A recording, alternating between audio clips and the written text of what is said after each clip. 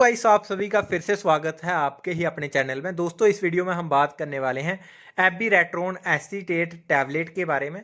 दोस्तों ये tablet 250 mg के साथ साथ 500 mg की टैबलेट की फॉर्म में भी देखने को मिलती है। दोस्तों इस वीडियो में हम जानेंगे कि आखिर इस दवाई का कहां पर इस्तेमाल किया जाता है, कौन सी कंडीशन में ये दवाई जो है डॉक्टर प्रिस्क्राइब करते हैं।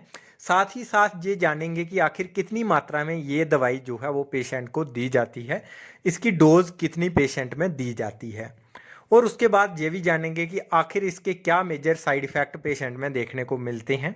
तो आइए वीडियो को शुरू करते हैं। सबसे पहले जान लेते हैं कुछ कॉमन ब्रांड नेम्स जो कि हमें मार्केट में इजीली देखने को मिल जाते हैं। तो सबसे पॉपुलर वाला जो ब्रांड है वो है ज़ाइटिगा।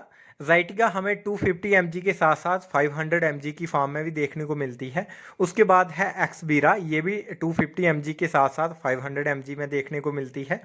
और फिर है अबीरा प्रो। और उसके बाद देखेंगे कुछ और कॉमन ब्रांड नेम्स जैसे कि अबीरा कॉस्ट, ये भी एक ब्रांड नेम है। तो ये भी 250 mg की टैबलेट की फॉर्म में हमें देखने को मिलती है। आइए दोस्तों जानते हैं एबीरेट्रोन टैबलेट का इस्तेमाल कहाँ पे किया जाता है। तो एबीरेट्रोन जो टैबलेट है इसका इस्तेमाल प्रोस्टेट ग्लैंड के कैंसर को सही करने के लिए किया जाता है, उसके ट्रीटमेंट के लिए किया जाता है। तो दोस्तों इस दवाई के साथ साथ डॉक्टर हमेशा आपको स्टीरॉयड भी प्रिस्क्राइब करते हैं, जैसे कि प्रेडनिसोन या फिर मिथाइल प्रेडनिसोलोन जो टैबलेट्स होती हैं ये भी प्रिस्क्राइब की जाती हैं। और आपको ये दवाइयाँ जो है दिन में 2 बार लेनी होती हैं, और मोस्टली जो है 5 mg की टैबलेट ही जो है प्रिस्क्राइब की जाती है इस दवाई के साथ। अभी जानते हैं कि इस दवाई का कौन से पार्ट में यूज़ किया जाता है। तो जब प्रोस्टेट कैंसर होता है मेल्स में, ये दवाई अक्सर मेल्स में ही इस्तेमाल की जाती है, क्योंकि प्रोस्टेट ग्लैंड सिर्फ मेल्स में ही पाया जाता है। तो जब प्रोस्टेट ग्लैंड का कैंसर होता है तो उस कंडीशन में इस दवाई का इस्तेमाल किया जाता है। नेक्स्ट देखते हैं इस इमेज के माध्यम से, इस फोटो के माध्यम से, जहां पर आप देख पा रहे होंगे कि कैसे जो है नॉर्मल प्रोस्टेट ग्लैंड किस तरह से दिखता है, और दूसरी तरफ जो है वो प्रोस्टेट कैंसर हो गया है वो कैसे दिख रहा है। तो फर्स्ट यहाँ पे आप देख पा रहे होंगे प्रोस्टेट ग्लैंड जो है वो एक अखरोट की शेप का एक स्ट्रक्चर होता है, और उसके साथ में जो है जुरिथ्रा यानी कि जो यूरिनरी पाइप होती है जहाँ से हमारा यूरिन पास होता है, जो एक कैनाल होती है जहाँ से यूरिन पास होता है। तो जब ये कैंसर हो जाता है प्रोस्टेट कैंसर, तो उस वजह से क्या होता है, जो हमारा यूरिथ्रा होता है वो बहुत ही ज़्यादा नैरो हो जाता है, पतला हो जाता है, जिसमें हमें यूरिन पास करने में बहुत दिक्कत आती है और बर्निंग सेंसेशन भी होती है। तो इस कंडीशन में जब प्रोस्टेट कैंसर होता है तो उस कंडीशन में एबीरेट्रोन टैबलेट का जो है इसको ट्रीटमेंट करने के लिए इस्तेमाल किया जाता है। नेक्स्ट देखेंगे कि एबीरेट्रोन टैबलेट आखिर काम कैसे करती है। तो एबीरेट्रोन टैबलेट जो है ये हमारे एंड्रोजन सिक्रीशन को कम कर देती है। मेल्स के सेक्स हार्मोन्स जो कि टेस्टिकल द्वारा जो है सिक्रीट किए जाते हैं, इसमें जो एक मेन जो हार्मोन है वो है टेस्टोस्टेरोन। तो उसकी सिक्रीशन को कम किया जाता है इस दवाई के द्वारा, क्योंकि एंड्रोजेंस भी कुछ हद तक रोल प्ले करते हैं ट्यूमर को ग्रो करने के लिए, ट्यूमर सेल्स को ग्रो करने के लिए, जिस वजह से एंड्रोजन की सिक्रीशन ये दवाई कम कर देती है और ट्रीटमेंट में हेल्पफुल रहती है, ट्यूमर को सही करने में ये हेल्पफुल रहती है प्रोस्टेट कैंसर को। आइए देखते हैं कुछ वार्निंग्स जिसका आपको खास ध्यान रखना है इस दवाई को इस्तेमाल करने से पहले। तो आपको हमेशा ध्यान रखना है इस दवाई का इस्तेमाल कभी भी महिलाओं में या फिर बच्चों में नहीं किया जाता। नेक्स्ट देखेंगे अगर पेशेंट को किसी भी प्रकार का लीवर की कोई डिजीज़ होती है, डिसऑर्डर होता है, तो उस कंडीशन में भी इस दवाई का इस्तेमाल नहीं किया जाता है। डायबिटिक पेशेंट में भी इस दवाई का इस्तेमाल नहीं किया जाता है। अगर किसी पेशेंट को हार्ट के रिलेटेड कोई प्रॉब्लम है तो उसमें भी इस दवाई का इस्तेमाल नहीं किया जाता है। अगर लोअर ब्लड पोटेशियम लेवल रहता है किसी पेशेंट का तो उस कंडीशन में भी इस दवाई को आपको बिल्कुल अवॉइड करना चाहिए। नेक्स्ट अगर आपको किसी भी तरह की प्रॉब्लम है, चाहे वो एडेनल ग्लैंड में है या फिर पिट्यूटरी ग्लैंड में है, तो उस कंडीशन में भी इस दवाई को पूरी तरह से आपको अवॉइड ही करना चाहिए।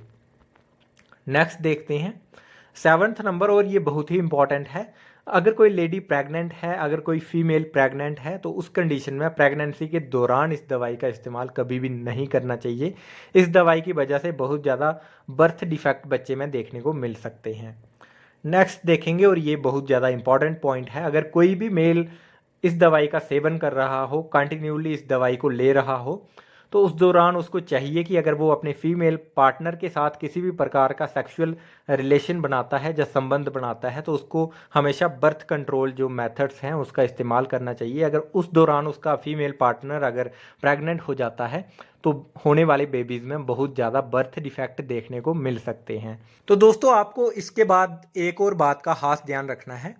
अगर आप इस दवाई को ले रहे हो और आज के दिन आपका मान लीजिए लास्ट डोज है इस दवाई का, तो आने वाले नेक्स्ट जो 3 हफ्ते रहेंगे तब तक भी आपको किसी भी प्रकार की प्रेगनेंसी अपने फीमेल पार्टनर के साथ प्लान नहीं करनी है और ना ही किसी बेबी को प्लान करना है, क्योंकि इस वजह से जो होने वाला बेबी होगा उसमें जो है बहुत ज़्यादा बर्थ डिफेक्ट देखने को मिल सकते हैं और इस दवाई का असर जो है वो ना भी लेने के 3 हफ्ते तक जरूर रहता है बॉडी पे। तो आपको ये ध्यान रखना है। तो आइए दोस्तों, अभी जानते हैं एबीरेट्रोन टैबलेट का सेवन दिन में कितनी बार करना चाहिए और साथ ही साथ इसको कैसे इस्तेमाल करना चाहिए। तो सबसे पहले इस दवाई का इस्तेमाल दिन में एक ही बार किया जाता है और इसके साथ आपको स्टीरॉयड्स जो हैं वो दिन में 2 बार लेने पड़ते हैं, एक सुबह और एक शाम को या रात को। तो 5 mg की टैबलेट आपको प्रेडनिसोलोन या फिर मिथाइल प्रेडनिसोलोन की लेनी पड़ती है दिन में 2 बार, और दिन में एक बार एबीरेट्रोन टैबलेट को लेना है।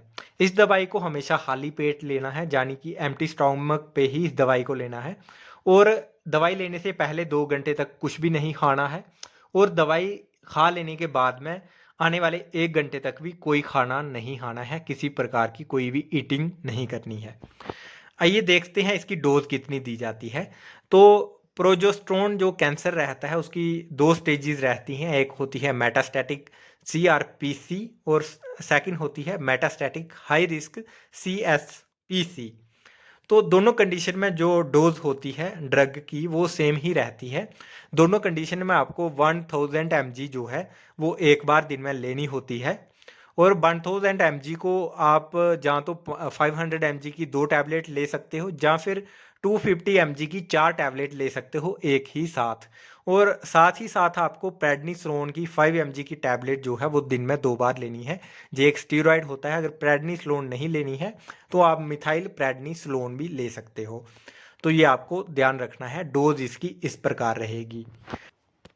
नेक्स्ट देखते हैं इसके कुछ साइड इफ़ेक्ट। तो साइड इफ़ेक्ट की अगर बात करें तो आपको स्वेलिंग देखने को मिल सकती है आपके अपने पैरों में, एंकल जॉइंट में आपको जो है वो स्वेलिंग देखने को मिल सकती है, लेग्स में पेन हो सकती है, हार्ट बीट इरेगुलर हो सकती है और आपका सर जो है आपको लाइट लाइट फील होगा और आपको सीवियर हेडेक भी हो सकती है, सर दर्द हो सकती है, ब्लर विजन हो सकता है, कानों में दर्द हो सकती है, पेन हो सकती है ड्यूरिंग यूरिनेशन करते टाइम आपको बर्निंग सेंसेशन हो सकती है और दर्द हो सकता है।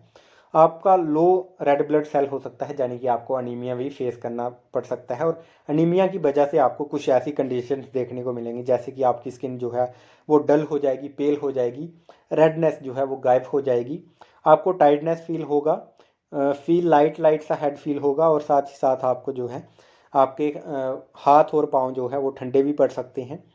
नेक्स्ट जो इसका साइड इफेक्ट रहेगा वो रहता है लो ब्लड पोटेशियम। तो लो ब्लड पोटेशियम की वजह से आपको जो है लेग में क्रैम्प्स पड़ सकते हैं, कॉन्स्टिपेशन हो सकती है, कब्जी हो सकती है, इरेगुलर हार्ट बीट हो सकती है और आपकी चेस्ट जो है उसमें फ्लटरिंग जैसा होगा, कुछ आवाज़ जैसी आएगी और आपको दर्द भी फील हो सकती है।